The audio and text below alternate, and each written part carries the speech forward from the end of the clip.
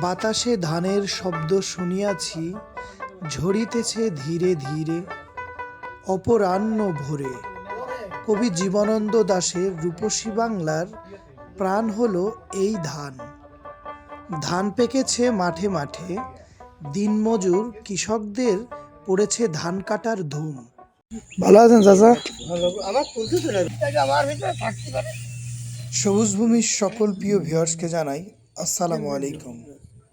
আজকে আমরা চলে এসেছি এক প্রত্যন্ত গ্রামে, যেখানে কিচিরমিচির পাখির ডাক এবং সবুজ ভূমির মূল সৌন্দর্যটা আজকে আমরা তুলে ধরার চেষ্টা করেছি।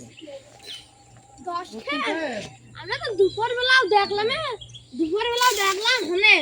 এক গাদে বুঝলি।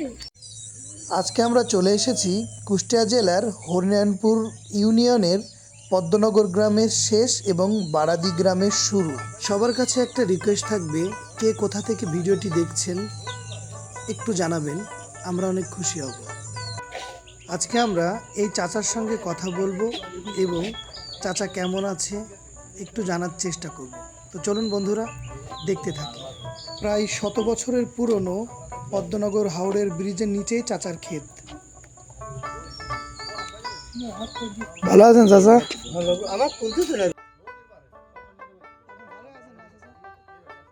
এই ধান কি মাথায় করে টানবেন? হ্যাঁ,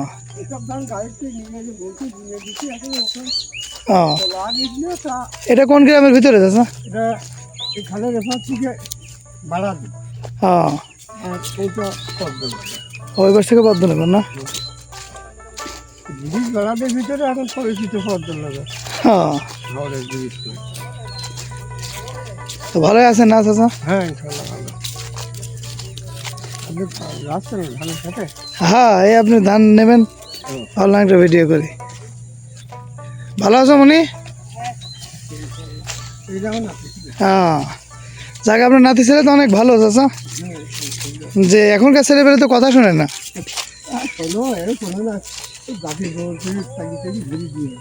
তাই সারাদিন তাই? হ্যাঁ চাচা, ধান কি একা তুলতে পারবেন নাকি আমি সাহায্য করবো?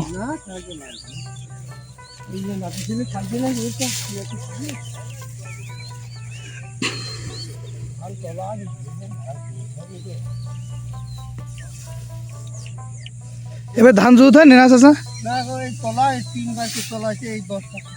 এই বয়সে চাচার পরিশ্রম এবং শক্ত মনোবল সত্যি অবাক করেছিল আমার। আমি বোঝাটা তুলে দিয়ে চাচাকে সাহায্য করতে চাইলাম, চাচা বলল না থাক, আমি নিজেই পারবো।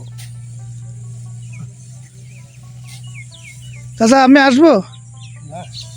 পারবেন একা?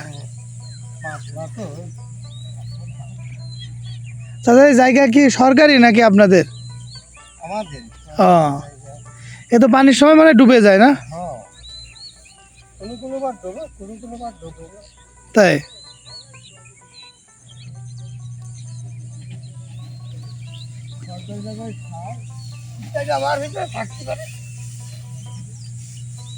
এখান থেকে কত দূর চাচা বাড়ি?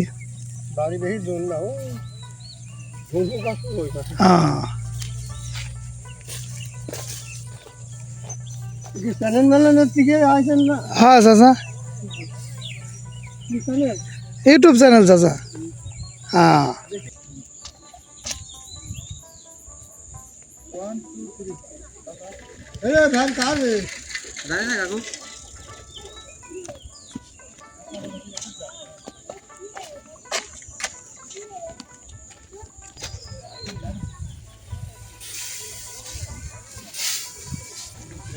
ভিডিওটি এখন পর্যন্ত যারা যারা দেখেছেন সবাইকে অসংখ্য ধন্যবাদ। সবাই ভালো থাকবেন, সুস্থ থাকবেন এবং সবুজ ভূমি ইউটিউব এবং ফেসবুকের সাথে থাকবেন।